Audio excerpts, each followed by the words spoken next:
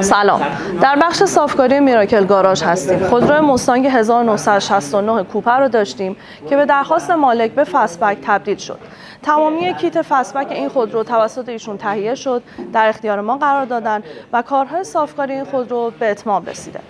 برای دسترسی بیشتر و اتمام کارهای زیر خودرو می‌خوایم این اتاق رو روی دستگاه جوجه گردون نصب کنیم. برای نصب اتاق روی دستگاه جوجه گردون باید جلوبندی و زیربندی این خودرو رو باز کنیم. برای اینکه این اتاق نپیچه ما میایم داخلش رو آهن کشی می‌کنیم.